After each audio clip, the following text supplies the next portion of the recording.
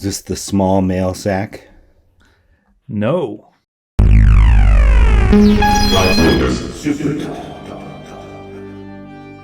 This is another episode of the Flight Ringers podcast. I'm David King. That's Dan Spottswood. It's good to be here. Thank you. We are professional cartoonists, and we are Legion of Superheroes experts. This is Metropolis Mailbag from Action Comics number 384. About half of this stuff is about just Superman crapola. The first Legion-related letter is from Stephen Newman of Teaneck, New Jersey, which is also where Mort Weisinger lived. Oh, really? That's right. Dear editor, my favorite Legionnaires are Duo Damsel and Superboy. We all know Duo Damsel has a crush on Superboy. So why don't you have an imaginary story about the adult Legion in which Duo Damsel marries Superman? Is that what slash fiction is? No, that's when Captain Kirk has sex with Mr. Spock. Oh, okay. It's just regular fan fiction when it's a heterosexual. I think so. I think the slash means it's gay. Okay. But yeah, I don't know. Like Duo Damsel slash super. Are they talking about Superboy or Man? Boy. Well, they're talking about this guy's asking her to, as adults. Yeah, to go and marry a Superman. Oh my God. Just imagine, she could nag the Man of Steel twice as much for tracking moon dust on her freshly waxed floors.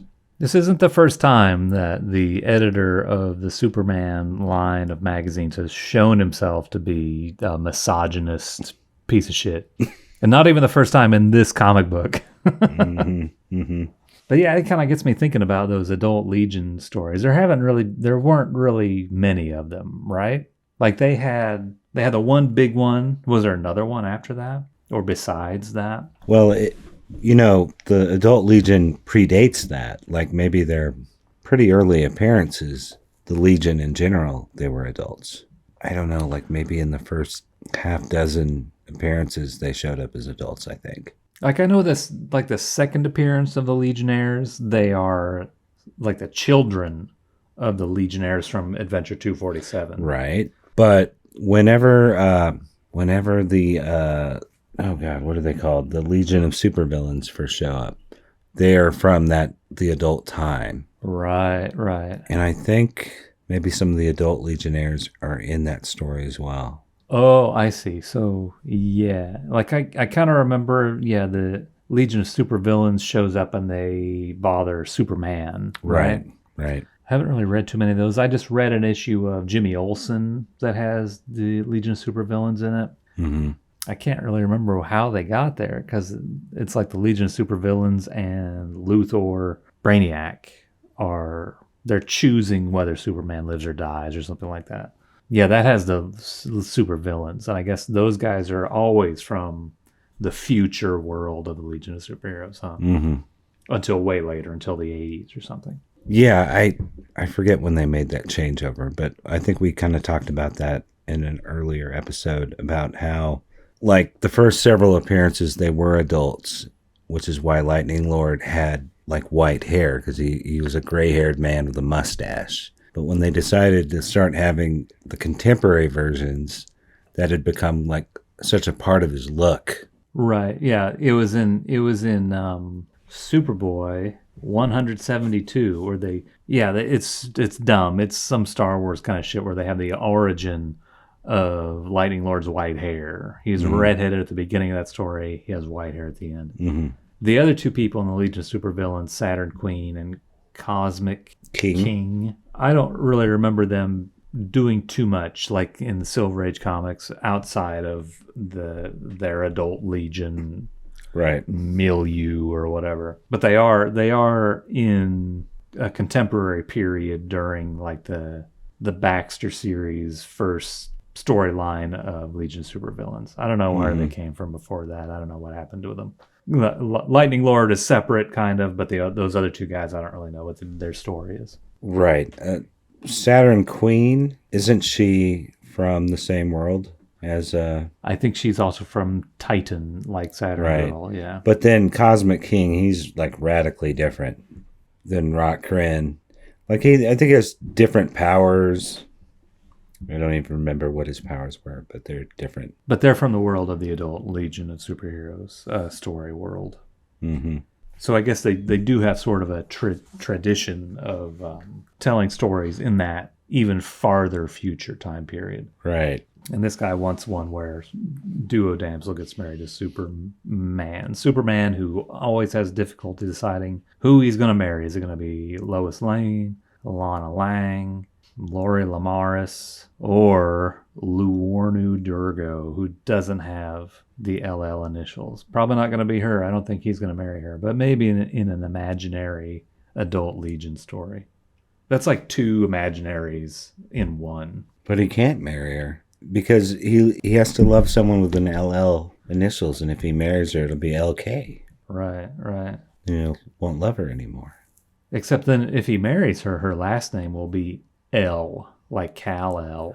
So then it'll be LL. Right. Instead of Kent. Right. Well, then I wonder what their kids will be like. Yeah, let's go that way again.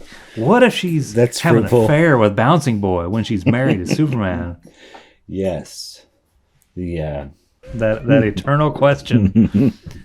What if two different guys fuck Duo Damsel, get them pregnant? Oh boy. What if somebody So what happens if someone from Gwyneth shacks up with someone from Duoville or wherever she's from? Arg, sorry. Duoville. Do they have quadruplets? 6. She'd have to give birth to 6 children. Like a cat. Well, but no, it'd just be... I bet when you're in the womb, you're still just like a one body. Okay. This really needs some explanation about where like the mass of the subsequent bodies even comes from, or where is it when they're merged together? Does she weigh 3 times as much as a normal girl? Like there's been thought given to all of these powers except the triplicate girl powers. Nobody ever talks about that stuff. It's always an extra dimensional source, right? I don't know. Is it? That's what they always say. I don't know.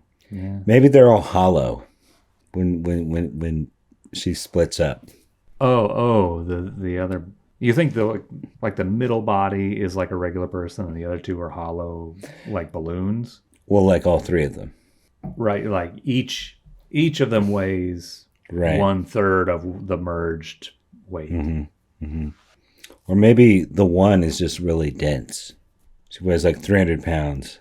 Like, let's say, for argument's sake, Superboy gets her pregnant, and then she splits. Consensually. Oh, of course. They're adults. Superman. Mm-hmm. Well, let's say Superman, not 19-year-old Superboy. Mm-hmm. Superman. He is 35 years old. She's 34 years old.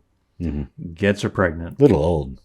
It's the future. You can have children until you're 70. No, it's fine. 35 is fine. She's pregnant with the adult Superboy's child. When she splits into 3, and each of her bodies, or 2, each of her bodies weighs 1/3 or 1/2 of the original combined whole, what happens to that child she's carrying? Dead. That's what I think. I think she has to, if she's pregnant, she has to stay merged. If she splits, when the baby will just split too. I don't think it can. Oh, because you're saying it's not developed yet. Of mixed heritage.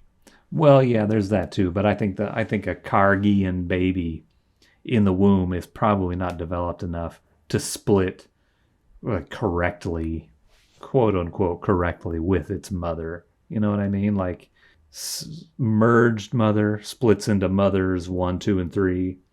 Mm-hmm. Does merged fetus, is that able to correctly or efficiently split again into fetus 1, 2, and 3 and in the correct corresponding mother body? I think so. Yeah, you think that works? I think that wouldn't be too complicated. Now, we're just going to agree to disagree on this one. If they were splitting in I hope it doesn't jeopardize our show. If she split it, if the baby was splitting within her womb, to 2 or 3 bodies, that sounds more complicated to me. Like if the mother and child are both simultaneously duplicating, then it's just a carbon copy of the other one. Whereas if the baby is splitting in the one mother, then what's going on with the umbilical cord? Is it splitting too? Yeah, that's why I think the baby can't split at all. And then I think if the mother splits, it puts the child in jeopardy. I still don't understand how she lives when her other bodies die. Like, Yeah. you would think they would all die. Kinda. I mean, yeah, I think maybe the comic book logic is that, like, you can cut off my hand or my finger or my arm and I still survive. And I'm fine. Yeah, I don't know. Like this splitting into 3 separate bodies, but still being one single organism. It's just a little too fantastic, in my opinion. It's a step too far for you. I just want real scientific logic in my children's superhero comic books. Like, what's the evolutionary strategy to that? It probably would end up getting down to something sex related, right? Yeah, probably the reason you would be able to separate into 3 bodies is because 2 of them will be killed during your lifetime, right? Well, yeah, in a way, that's why all living things separate, right? Like, procreate, cells divide, Well, whatever. maybe you're just fucking sick of your spouse and you It's separate. the recombining part that's weird, because that wouldn't be a good survival strategy. Oh, you can split and distract your enemy and then recombine, and the enemy that's chasing the body number 1, now all of a sudden that body's gone, so he's confused, for example. Well, the way they depicted her in the cartoon, if I remember right, makes it very useful, because like a guy could like come at her with a sword and try to cut her in half, and as he's cutting her in half, she's actually splitting. So in a way, it's a I don't know what I'd call it, but it's a way. It's more useful when it's viewed that way, like as a way to like survive blasts and punches and so on. Right, like it would definitely be an advantage if some enemy is coming at you and wants to cleave you in twain, and you can just be like, no, look, I'm already splitting in 2. Right. You can relax. Put down your sword. Look, I'll do what you want. Here, I'm 2 people now. There's me, and there's me over here. Right. She could also kind of telescope outward her doubles. Like if she wanted to punch someone, like one would grow out of the other, and it would like propel the body forward. Oh, right. You like know all what I of a mean? sudden she could be 4 steps in front of herself. Right. Or 4 steps higher. Yeah. Is there some like sci-fi movie or something, or a music video or something where there's the figure here and then like multiple bodies grow out like this way, and then like some kind of weird fractal geometry stuff? Do you remember this? Yep. I do. What is it?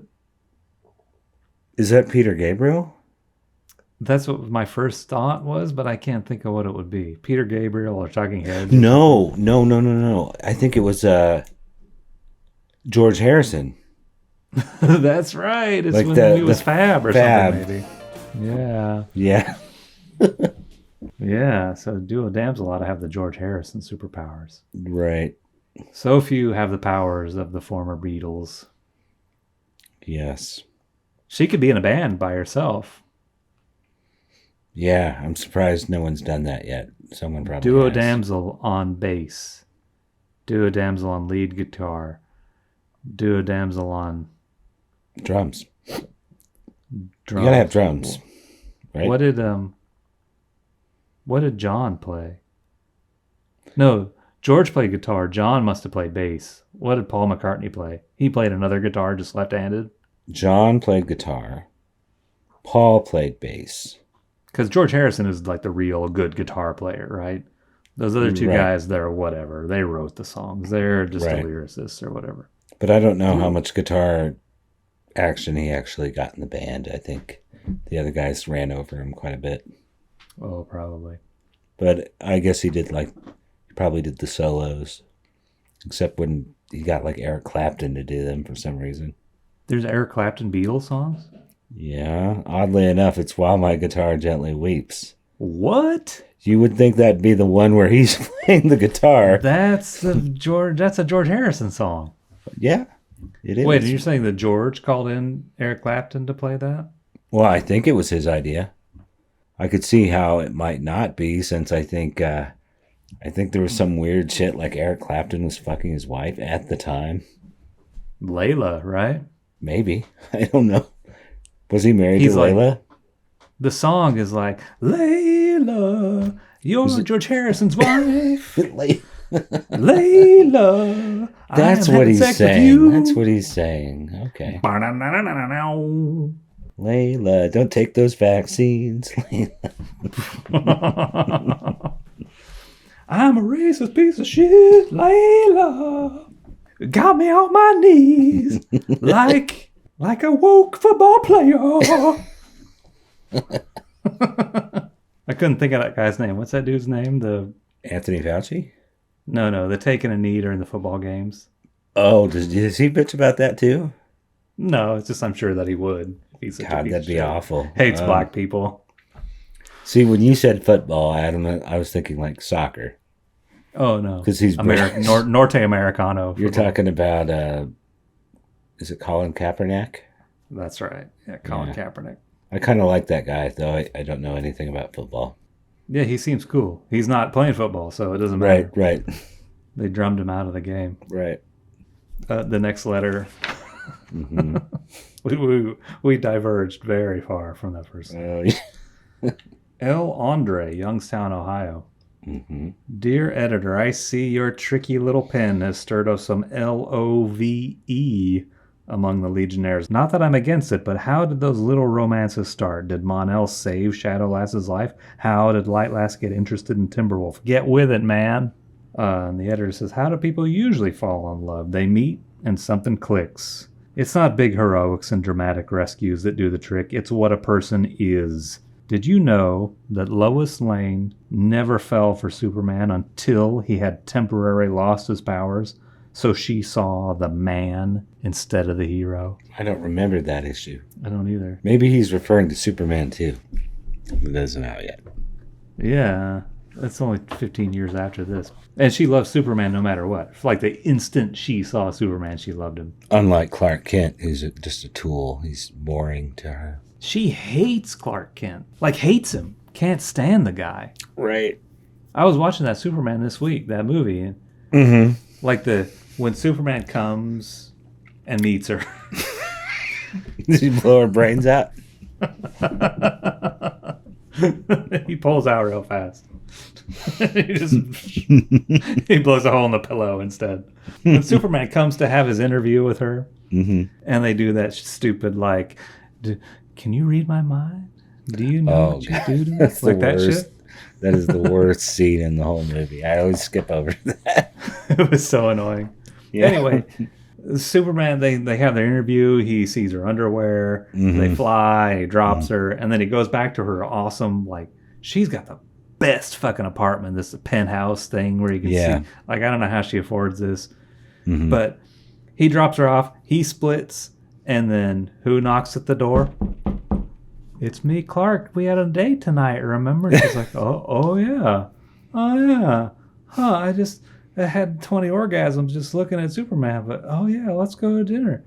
Why did she have a date with Clark Kent? She hates this guy. She despises this guy. He's such a loser. He's just backup if nothing else works out. But she knew that she was about to meet Superman tonight at 8 o'clock. And she still tried to keep a date with Clark Kent. Why? He sucks. And then the ice on the cake is like, he's like, hey, I thought we could go out someplace fun. Let's just go get a hamburger. He turns out to be a total nerd. I mean, we know he's a total loser, but he pluses it. He makes us realize he's more of a loser than we even imagined. But she still keeps a date with him, and she goes for a hamburger and a soda pop with this guy. Right. I don't know what her angle is.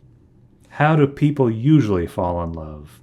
That's what Mort says to this letter writer. He's like, well, you probably have never had a girlfriend. So let me explain to you how it works. I mean, I think these are a good question to ask. They don't usually tell how these Legionnaires get together in these comics. Like they have the ongoing storyline of Duo Damsel lusting after Superboy. And I guess they sort of hinted originally at a relationship between Shadowlass and Brainiac 5, maybe. Yeah. But after a certain point, it's just a foregone conclusion that Shadowlass and Mon-El are attached, and Lightlass and Timberwolf are attached, but they don't have the meet cute story. I feel like maybe Karate Kid and Projectra had a little bit of an arc where they were Yeah, a little bit of courting kind of. right. But I actually, you know what? Now that I'm thinking about it, I'm not sure they did. I think that might have been a retroactive thing that Paul Levitz did, because there is a Oh, story that Paul Levitz did. But on the other hand, I don't know. Maybe Jim Shooter, because they those two appeared in the same issue together, right. in the first appearance together. So maybe that was a Jim Shooter plan. I don't know how much of it he developed in the comic, but he must have, because it really. I mentioned this before. It seems very strategic, like those four characters, like they all have an important purpose. One is the turncoat, the villain, right? One is the sacrifice, and the other two are the romantic relationship. So those are like Right. three like story drivers. Right. Yeah, they did kind of a good job too of continuing that, like up until the period or the point when Karate Kid was killed. Mm-hmm. Though they were unable to loop in Pharaoh Lad. Might have Right. been a little more interesting if they had somehow, because they had that Pharaoh Lad's ghost, Crapola. Yeah. Like if there was an even tighter bond between those four, that would have been kind of Yeah. cool. For sure.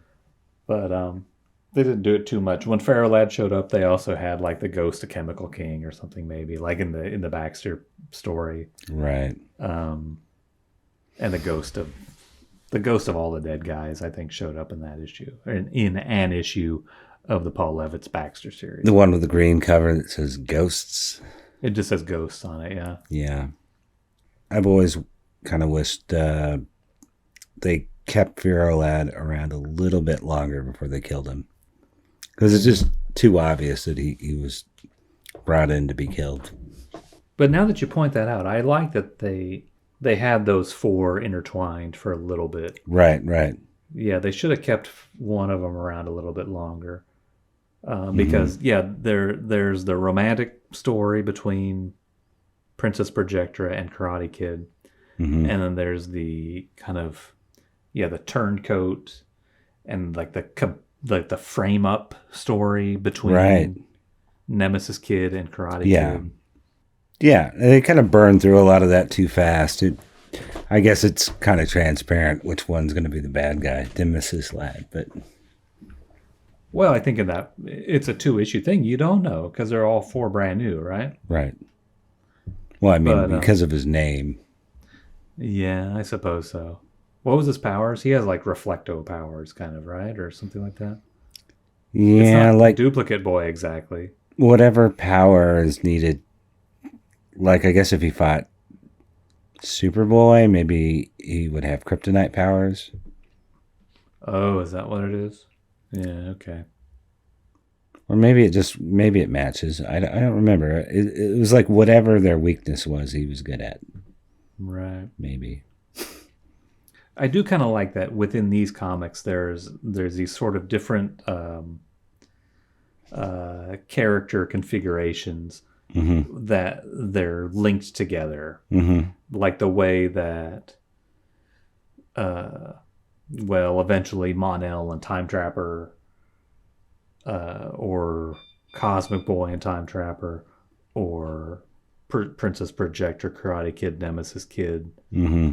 are all they're connected to one another. They have their ongoing storylines. They've got sort of complementary, or it's the opposite of complementary. Like their power sets sort of work together or conflict Right. with each other in Mhm. puzzle piece kind of ways. Right. The original three are always kind of grouped together. Yeah, and like that kind of gives you, I don't know, much bigger range of stories you can tell with all those people. Yeah. Once you consider that there are, whatever, 25 of them, Mm-hmm. and you have these different sets of arrangements that you could do. You'll absolutely never run out of stories. There's no reason they should ever be boring stories. Right. Unfortunately, not everyone thinks the way I do. Some of these guys, they want boring stories, I guess, because I wrote a bunch of them. The other good thing, it's also kind of smart that they brought them all together like they're a class. Like Levitz kind of did that later in the Baxter series. Because then those characters have that common thing, like they're a group of newcomers within this older team. Yeah, definitely a good way to keep this going, right? To have like a generational thing. Yeah. And I mean, they never played it up too much where Princess Projectra is like, I've only been on the team a short time. Saturn Girl, you've been on the team the whole time. Mm-hmm. They were kind of equals, I guess, just because, I don't know, the nature of the publishing history, I guess. But it kind of probably did happen later on where dudes like Wildfire or somebody clearly is the new kid on the block versus Lightning Lad. Right. And if they wanted to, even today, they could come up with some new characters, add them to the mix, and have this long generational saga like, all the other sci-fi media, things like Star Trek and Star Wars and Blade Runner and Willow. And, right, but could they flip back? They'd have to flip back again. Like they just have to go back to the one that everybody wants. They'd have to re-retroboot. I don't know. They don't have to call it a reboot or put the word boot in there at all. You just have to pick up and start from like they did in Superboy 172, same way. Right. Because people get that. Nowadays, people get that. You can say this is a sequel to Ghostbusters 2. It's not a sequel to the all-woman Ghostbusters. It's a sequel to Ghostbusters 2.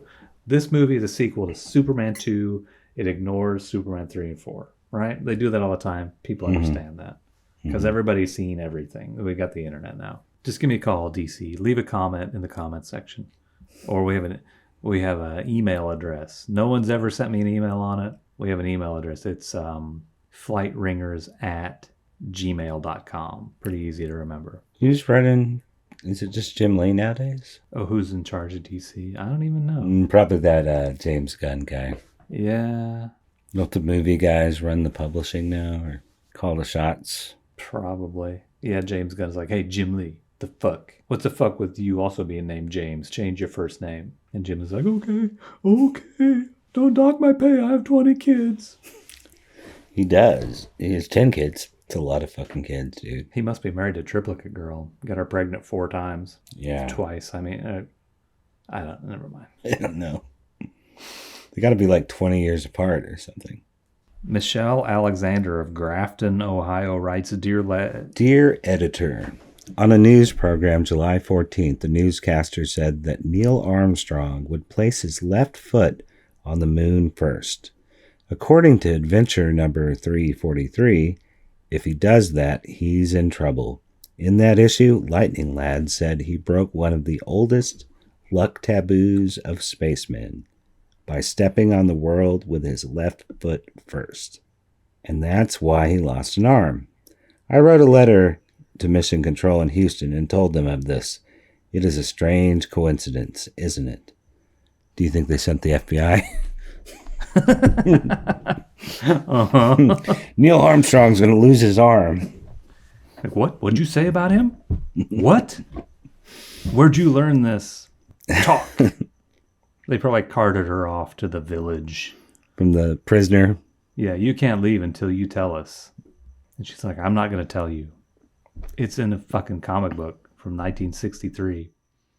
You tell us. Tell us what you know.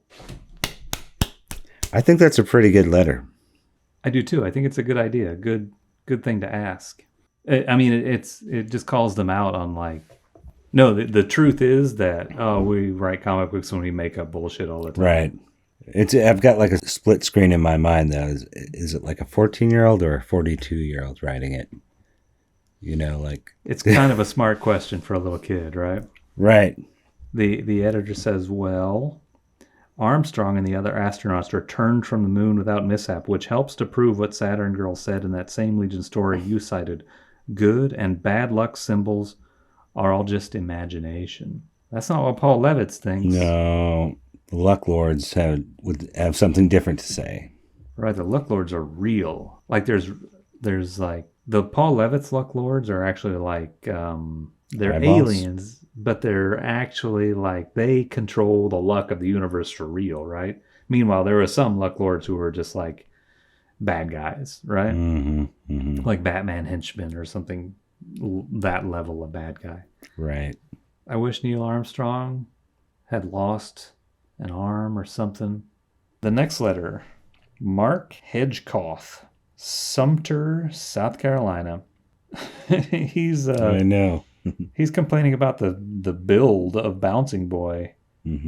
As I understand it, he has the power to inflate his abdomen and bounce like a rubber ball. But in issue 380, for example, his midsection is already inflated to abnormal size.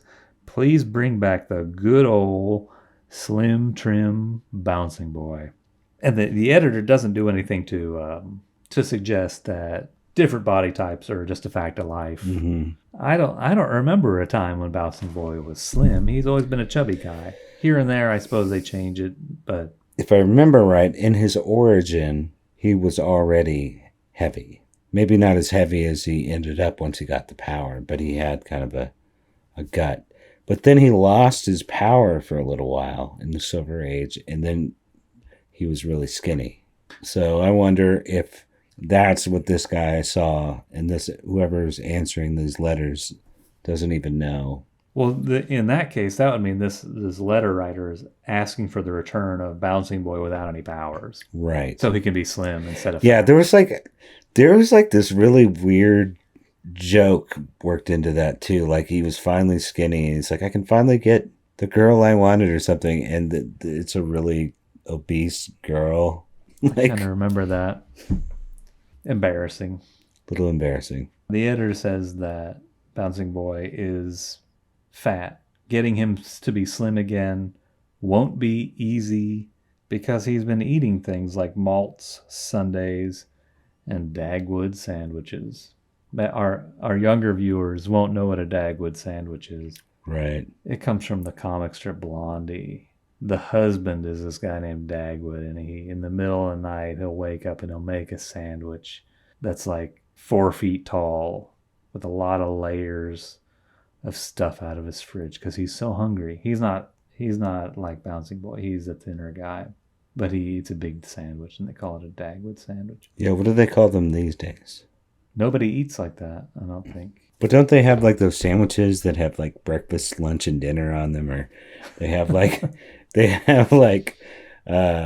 like fish, pork, and they like have every conceivable, like a turducken sandwich. Right. I don't know, who would they name that after? Is there like a crazy eater on TV? Like, I think gone are the days when you will name something after a comic strip character. That died out in like 1950, right? Now you'd have to name it after the sandwich that Adam Sandler ate in Grown Ups 3 or something, right? And it would be the Sandler Witch or something stupid like that. Sandler Witch. Yeah, because you have all those ice creams named after celebrities, right? Like Cherry Garcia. Right. Right, there's a bunch of dumb ones like that, though. There's like a Colbert ice cream. I don't know. Oh, I'm trying to think of like the George Clooney sandwich. But see, he's not known as even Adam Sandler, they're not known as people who have like a compulsion to eat. I don't know who is known as a compulsive eater in mainstream. Like Homer Simpson is kind of that. He has a lot of Dagwood-like qualities. Right. Does he have a Homer sandwich? Like, if you don't understand Dagwood sandwich, think Homer Simpson sandwich. Nobody else is like that. I think that's just the thing that it's a thing we don't emphasize anymore in shows, that this person is a glutton. They don't talk about that anymore. Because everybody has Subway guy kind of dietary needs. Oh, geez. Norman Bailey of Pine City, New York. Dear editor, why don't the Legionnaires use Dream Girl as an early warning system? She could use her prophetic power to tell if someone would try to defeat them and what the enemy's battle plan would be. Then no one would be able to sneak up on the Legion. Use her as an early warning system. She's just an object, just to be used. She doesn't dream on demand. The trouble is, Dream Girl doesn't get premonitions of every event, and even when she does, it doesn't always help the Legion, as the story in this issue will demonstrate. This issue being Adventure Comics 384, Mm-hmm. when her stupid premonition causes all the problems. Right. We didn't really talk about that. Maybe we should have talked about that. Like, if she hadn't said anything, probably wouldn't have been a problem, right? Isn't that how all of these stories work out? They're always kind of like that self-fulfilling prophecy.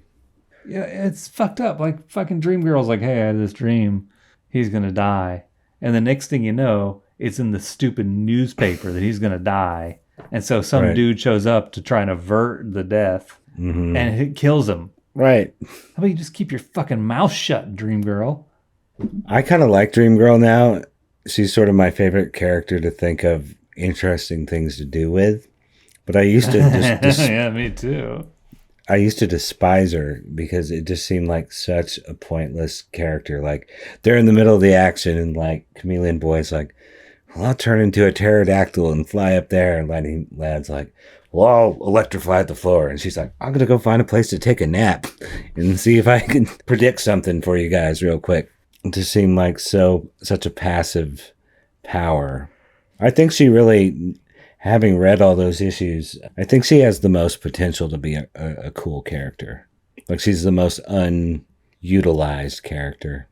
Even when she gets a lot of screen time, like with Paul Levitz, he just makes her more annoying when she could actually be a very useful character. In what way? Like, what's an idea of something that she could do to be useful? First of all, she's like almost as smart as she's not as smart as Brainiac 5, but she's the second smartest. Smart enough to come up with a concoction that can change Lightning Lass's powers into anti-gravity powers, for instance. Well, right, but how does that use her dreaming power? Well, then they've slowly expanded it, like we talked about before. Like, sometimes she seems to be able to predict where someone's going to punch and block a punch, that kind of thing. Then I think, this is just a theory with me, but I think it would be interesting if she somehow, through her powers, she is aware of all the different iterations of the Legion. Like, every time it reboots, like, she can remember being in the previous version. You're like, no, that's fucking dumb. No, why would that happen in her dreams, though?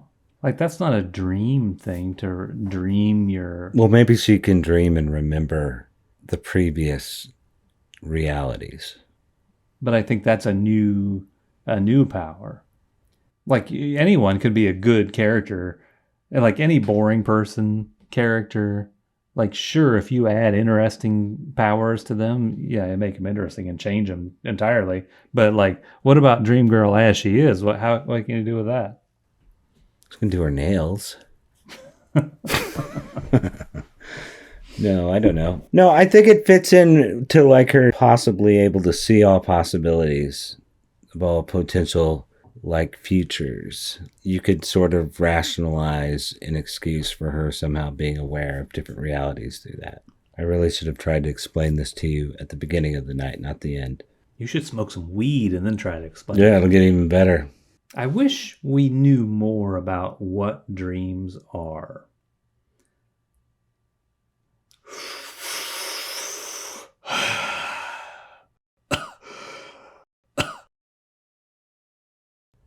Are we done? I have no idea. It was that Dream Girl thing was the last letter. Yeah, that was the letters page. Action Comics 384. Get with it, man.